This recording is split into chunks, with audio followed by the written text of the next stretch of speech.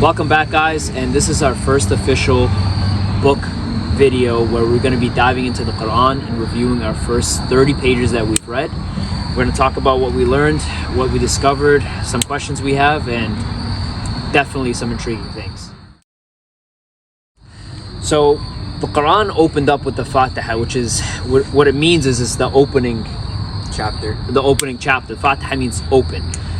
And it was really interesting because I think it was like maybe 7 lines, 8 lines or so. And it just kind of discussed the intention. It's almost like setting the energy for the rest of the Quran. It discussed things of God's mercy, his characteristics, his traits. And then the biggest thing that stuck out to me was how he mentioned to pray to be on the right path of God, the straight path. And I thought that was really incredible to even mention that, because what kind of book already tells you what to do? It's already telling you to align with the divine. It's telling you to make sure you're adjusting to the path of God, because in that path is different kinds of wisdom you'll gain compared to another path. So I thought that was super interesting. So I thought about this opening chapter that it's really short, but I feel like it has a lot of meaning behind it more than just what it looks like. Yeah, and I think that's going to be a theme in the Quran in general. Like, I think even the short chapters, even the verses, the small verses or whatever, everything has layers and layers of meaning with it. So I thought that was incredible. All right, this next verse really blew my mind. There was basically a discussion between the angels and God. And God was kind of creating human beings. And the angels started discussing with God, why are you creating these beings? Aren't they going to fight and kill each other? And God simply responded with, I know things that you don't know. Your wisdom isn't at my level. There's things that I know that you will never understand. Then the angels obviously submitted to what God was saying. But the real incredible part, the real mind-boggling part for me, was when God mentioned teaching Adam the names of things. Or he even told the angel, name me what this is. Can you name me what this thing is? And they were like, all wisdom is to you. So if you think about that, it's emphasizing that God created everything. He gave names to everything. He gave meaning to everything. Gravity, he gave it a name and a meaning. Time, he gave it a name and a meaning. Everything has meaning because the Creator gave it meaning. It's like us, we try to create something. We may give it a name, a video game, a video. We try to give it a name because we've created it. Now think of it at a grand scale where God is literally naming everything because he created everything. That's crazy. That's such a supreme position to be in. That's incredible, I thought. And also what I find really crazy is that people, they really after they hear that, they think and they ask why did God think to create us and think to create the earth and everything else like that? Yeah, that's actually a good point. Like, if you think about okay, God made this for this reason, he made the sun for this reason, but why did he make us? What was the reason that he made us? What is he actually gaining from it? If he's superior, obviously, what is he gaining from creating us? Yeah, and I think the Quran is going to dive deeper into those themes. And again, this is the first, 30 pages or so, so I know the Quran is going to dive deeper into these themes and questions we have.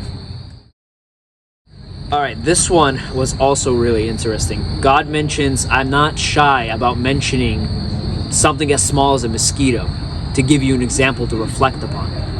Now, when people think of a mosquito or a fly or something so small, it may just look like, something so small and insignificant. But I think what God was trying to say is, even something that small, if you reflect on it, if you reflect on its systems and how it works, it has a lot of meaning. It has a ton of meaning. How a mosquito was born, what a mosquito does to find food, what it looks like. Yes, what kind of tools does it have to find the food? What's its consciousness at? Who put it there? What is it important with the ecosystem? And I just found that super crazy. I mean, if you reflect on anything, big or small, I think you'll find the true greatness of God with anything you reflect on, to be honest. So something that I found really interesting was how in the Quran it talked about how people, they try to make you seem like you're in the wrong when you're really in the right, and it was mentioning how that is applied in modern society. Yeah, I thought that was super interesting. God's basically saying the people that are actually in the wrong will make the people in the right feel like they're in the wrong. And I feel like that happens everywhere now. I mean, everywhere you go, you're doing the right thing, people will make you feel like you're doing the wrong thing. And it's like a quality in the disbelievers. Yeah.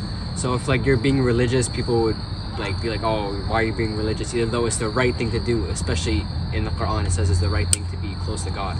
You know what's crazy? Like, what if in the future, like the obvious bad things to do, like killing people or stealing and stuff, and people are doing it everywhere, and then the people ask you like, why aren't you doing that? That's the right thing to do. Yeah. What if it gets to that level is crazy. where it's like even the obvious things are considered to be the normal thing to do? So that's a really crazy thing, and it shows how timeless the Quran is in general.